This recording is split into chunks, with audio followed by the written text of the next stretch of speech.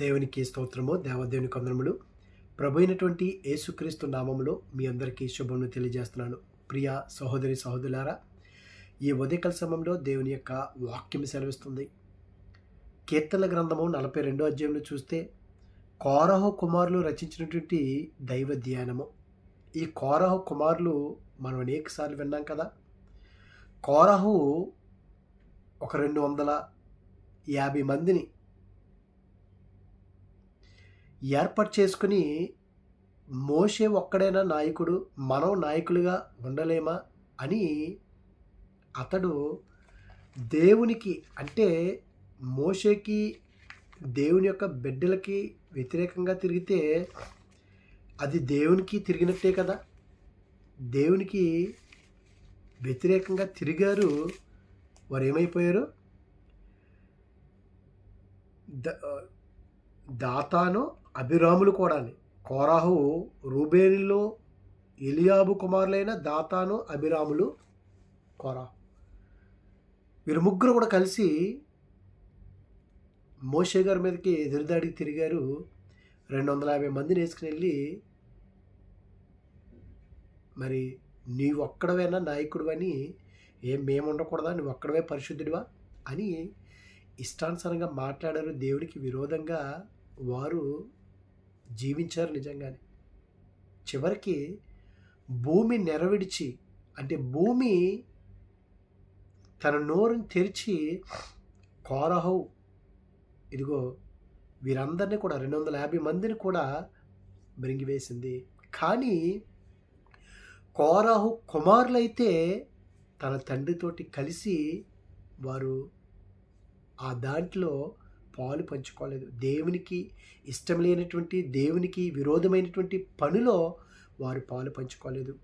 ప్రియ సోదరి సోదరా, ఈ దినాన మనము కూడా ఈ లోకంలో జీవిస్తున్నామంటే, ఒకడు పాపం చేస్తున్నప్పుడు వాడి వైపు మనం ఉండి అవును అని అనకూడదు. వాడితోటి మనం పాలిభాగస్తులుగా ఉండకూడదు. హెచ్చరించాలి. దేవుని యొక్క సన్మార్గంలో మనం నడిపించేవారిగా ఉండాలి. అయితే ఈ కోరహు కుమారులు రచించినటువంటి ఈ యొక్క దైవ ధ్యానము మనం చూసుకున్నట్లయితే, దుప్పి నీటి వాగుల కొరకు ఆశపడినట్లు. ప్రియ సహోదరి సహోదరులారా, అరణ్యములో ఉన్నటువంటి ఈ యొక్క దుప్పి కనుక మనం చూసుకున్నట్లయితే నీటి కొరకు ఆశపడినట్లు, దేవా నీ కొరకు నా ప్రాణము ఆశపడుచున్నది.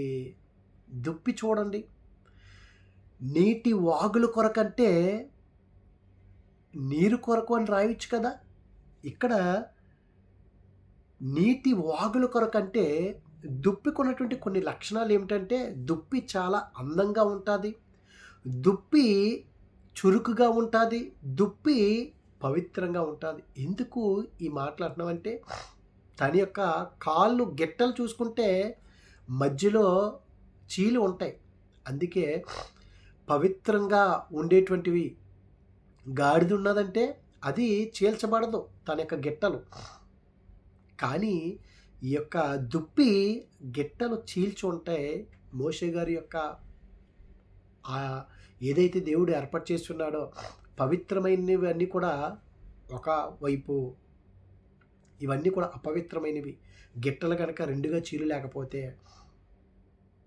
దుప్పి అందమైనది, పవిత్రమైనది, ఇదిగో చురుకైనది. నీటి వాగుల కొరకు అంటే దుప్పి ఎక్కడ పడితే అక్కడ నీళ్లు తాగదు. ఎక్కడో దావేస్తుంది కదా, అలసిపోయాను కదా, గుంటలో నీళ్ళు ఉన్నాయి కదా అని చెప్పేసి దుప్పి నీళ్లు తాగదంట. కానీ అది ఎక్కడైతే కనుక వాగు ప్రవహించేటువంటి నీరు ఉంటుందో ఆ నీరు మాత్రమే తాగుతుందని. అందుకే నీటి వాగుల కొరకు ఆశపడినట్లు, దేవా నీ కొరకు నా ప్రాణము ఆశపడుచున్నది. ఏటి రీతిగా అయితే ఈ యొక్క దుప్పి ఎడారిలో కానీ ఆ అరణ్యంలో ఉన్నప్పుడు ఏ విధంగా అయితే నీటి కొరకు, ఆ వాగుల కొరకు ఆశపడుతుందో, ఈ దినాన్న మనం కూడా దేవుని కొరకు ఆ తృష్ణ కోరి ఆ కలిగి మనం జీవిస్తున్నామా? దేవుని కొరకు మనం తప్పించేవారుగా, దేవుని కొరకు మనం ఆయాసపడేవారుగా, ప్రయాసపడేవారుగా మనం జీవిస్తున్నామా? ఒకసారి మనల్ని మనం పరీక్షించుకోవాలి. ఇక్కడ ఇంకా మనం చూసుకున్నట్లయితే దుప్పి కీర్తనకారుడు రాశాడు 18వ అధ్యాయంలో 18వ అధ్యాయము 33వ వచనంలో చూస్తే, ఆయన నా కాళ్ళు జింక కాలవలే చేయుచున్నాడు. ఆయన నా కాళ్ళు జింక కాలవలే చేయుచున్నాడు, ఎత్తైన స్థలముల మీద నన్ను నిలిపిచున్నాడు. అవును కదండి, మనల్ని ఎప్పుడు కూడా మన దేవుడు కోరుకునేది కూడా ఒక ఉన్నతమైనటువంటి స్థలంలో, ఎత్తైనటువంటి స్థలంలో మనం జీవించాలి అని ఆయన కోరుకుంటున్నాడు. ఎందుకనంటే ఇదిగో ఆ ఎత్తు కూడా మనకి విజయానికి సూచనగా ఉన్నది. ఒకడు యెరూషలేము నుండి ఎక్కడికి దిగుతున్నాడంట? యెరికోకి దిగుతుండగా. అంటే యెరికో అనగానే కింద అపజయము, కృంగిపోవటం. కానీ ఇదిగో నా కాళ్ళు జింక కాలువలే చేయుచున్నావు, ఎత్తైన స్థలముల మీద నన్ను నిలుపుచున్నావు. ప్రియ సహోదరి సహోదరులారా, అవును కదా, మన దేవుడు మన నుండి కోరుకునేది ఏంటి? మనము దేవుని యొక్క పనిలో చురుకైనటువంటి వారుగా మనం ఉండాలి. దేవుని కొరకు పవిత్రంగా మనం జీవించాలి. దేవుని కొరకు ఆత్మీయ అందాన్ని కలిగి మనం జీవించాలి. కానీ ఈ దినాలు అనేక మంది ఇదిగో ఈ యొక్క బాహ్యంగా ఉన్నటువంటి అందం కొరకేదో తప్పించిపోతూ ఉంటారు. ఇది మనం మట్టిలో నుంచి వచ్చాము, మట్టిలోనికి వెళ్ళిపోతాం. ఏది కూడా మనకి శాశ్వతం కాదు. ఆత్మీయ అందాన్ని కనుక మనం కోరుకున్నట్లయితే, ఆత్మీయ అందాన్ని నువ్వు పొందుకుంటే, ఇదిగో దేవునిలో గనక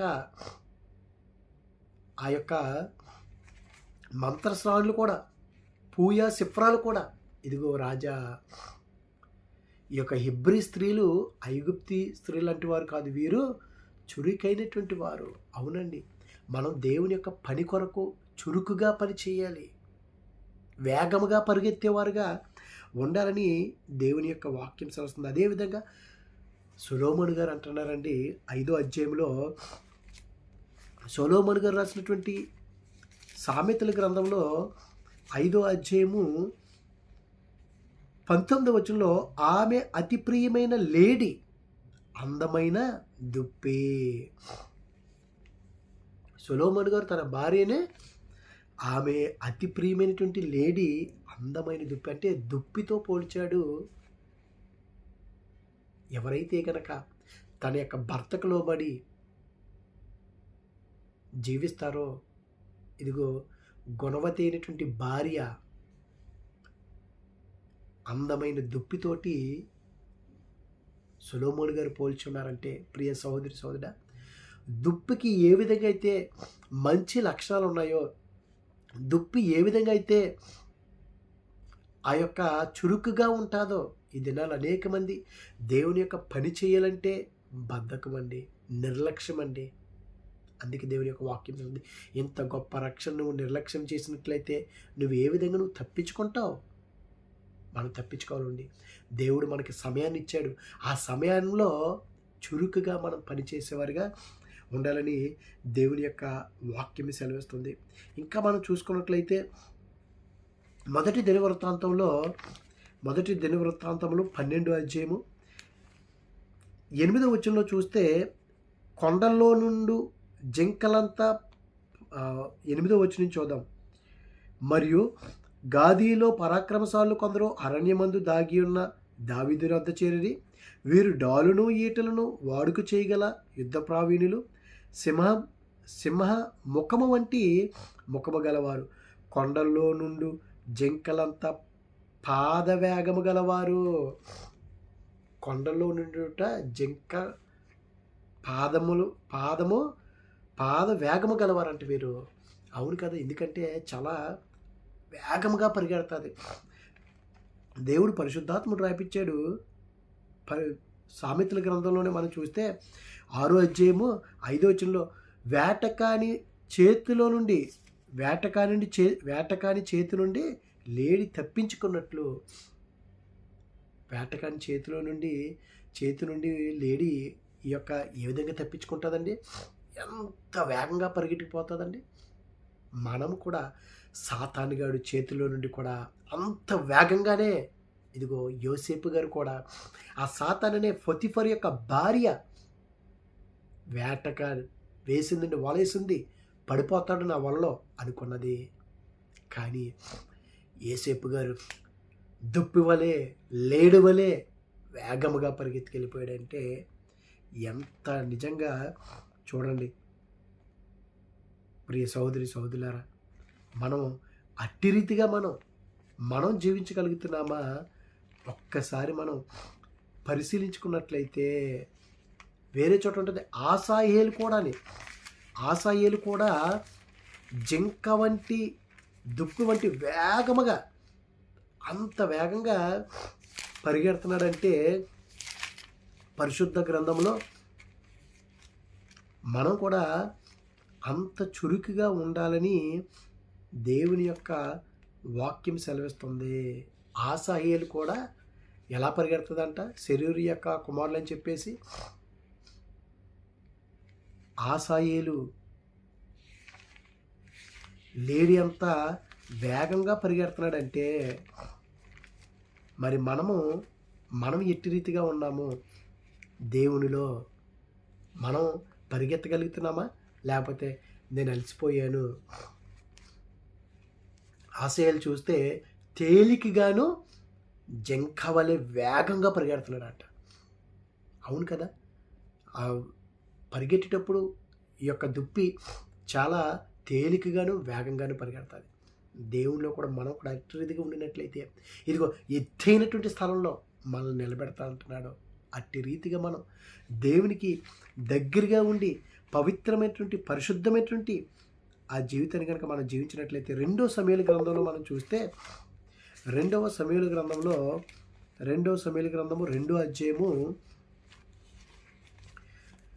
2 సమూయేలు గ్రంథంలో దేవుని యొక్క వాక్యము ఇట్టి రీతిగా రాయబడి ఉన్నది. 2 సమూయేలు గ్రంథము 2వ అధ్యాయము 18వ వచనం చూస్తే సెరూయా ముగ్గురు కుమారులకు యోవాబును,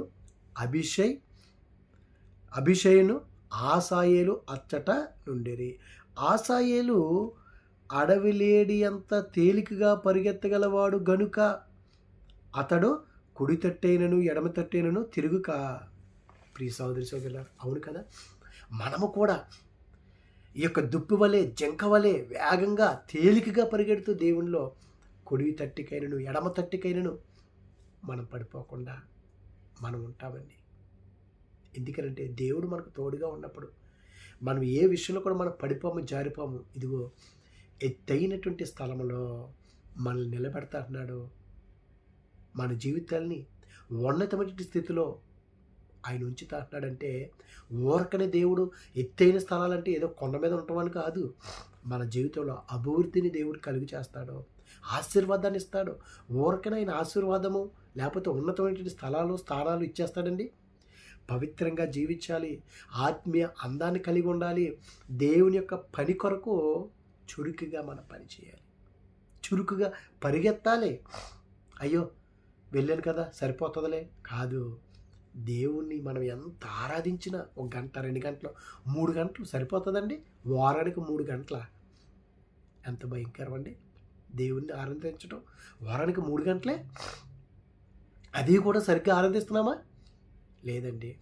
ప్రియా సహోదరి సహోదరులారా, దేవుని కొరకు కనుక ఆశ కలిగి, ఇదిగో దుప్పి నీటి వాగుల కొరకు ఆశపడినట్లు దేవా నీ కొరకు నా ప్రాణము ఆశపడుచున్నది, నా ప్రాణము దేవుని కొరకు తృష్ణగోరుచున్నది, జీవం గల దేవుని కొరకు తృష్ణగోరుచున్నది. అవును కదా, జీవము కలిగినటువంటి